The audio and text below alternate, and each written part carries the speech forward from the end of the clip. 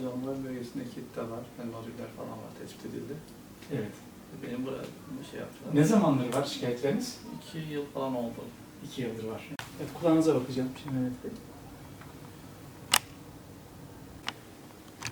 Güzel.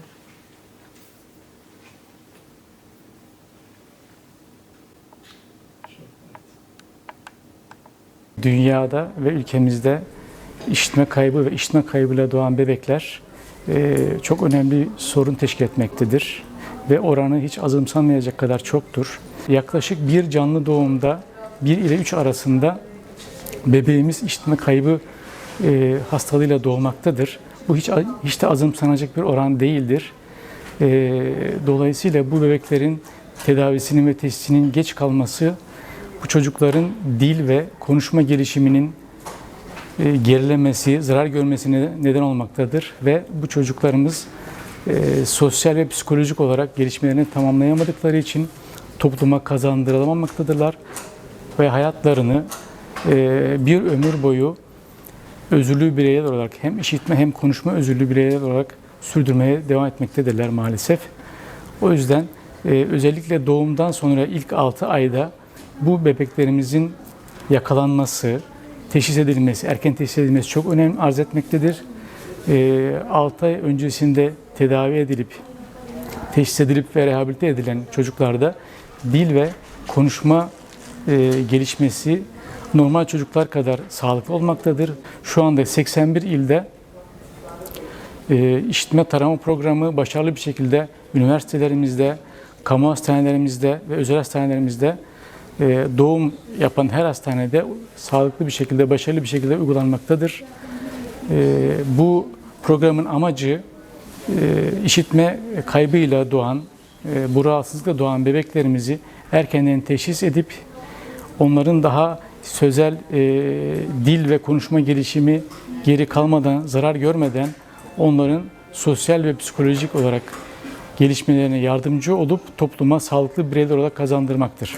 Şu anda işitme kaybı en hafif dereceden en ağır dereceye kadar çok çeşitli seviyelerde görülmektedir. Bu nedenle her yeni doğan hastanelerde muhakkak işitme taraması testinden geçmesi gerekmektedir. Ayrıca bazı işitme açısından, işitme kaybı riski açısından bazı bebeklerimiz bu konuda daha detaylı bir şekilde incelenip daha detaylı olarak taramaları gerekmektedir.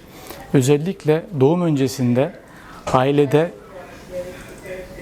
çocuğun ailesinde, annenin ailesinde küçük yaşta işitme kaybı başlamışsa ve anne hamileliğinde bazı ilaçları kullanmışsa, hamileliğinde bulaşıcı hastalıklar geçirmişse, yine hamilelikte trafik kazası, travma gibi yaralanmalara maruz kalmışsa, bu çocuklar doğum öncesi bir takım risklere işitme kaybı açısından maruz kalmaktadırlar. Yine doğum sırasında da bebekler doğduktan, doğum kanalında ya da doğum aşamasında oksijensiz kaldıkları zaman sonrasında solunum güçlüğü çektiklerinde ve bu sebepten dolayı yeni doğan yoğun bakımlarında ve küvezlerde 5 günden fazla tedavi görmüş ise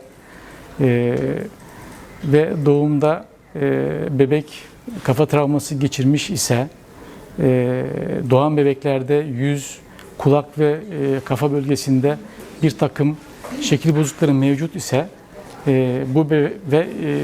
ayrıca ilave etmem gerekir. 1,5 kilonun daha altında doğan düşük doğum ağırlıklı bebek ise bunlar işitme kaybı riski açısından önemlidirler. Doğum sonrasında da yine aynı bebek kan değişimi gerektirecek yüksek oranda sarılık geçirmişse, damardan iç kulağa zararlı olabilecek ilaçlar verilmişse tedavi amaçlı ve menenjit gibi ateşli hastalık geçirmişse bu bebekler de risk altında olan bebeklerimizdir.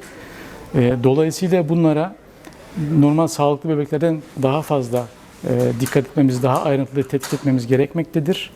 Bu nedenle doğum sonrasında yapılan tarama testlerinde işitme sağlıklı olsa bile bu risk altında bulunan bebeklerimizin ileri merkezlerde, üst merkezlerde tekrar kontrol tarama testlerinin yapılması gerekmektedir. Hastanemiz Bursa Şehir Hastanesi Kulak Burun Boğaz Kliniği işitme kaybı tanı ve tedavisinde referans merkez olarak 2023 yılında tescillenmiştir. Dolayısıyla bu hastalarımızla biz ilgilenmekteyiz. Daha ileri tedaviler yapılması planlanmaktadır ve yapılmaktadır. Ayrıca halk arasında biyonik kulak olarak bilinen koklear implantasyon operasyonlarının da yakın zamanda hastane bünyemizde yapılmasını planlamaktayız. En ufak sese bile basmanızı istiyorum. Ben de söylersem tekrar etmenizi istiyorum. Kırmızı, ak, dal, tel, yıl, şen. 1, 5, çok, tel, kız, yıl, kök.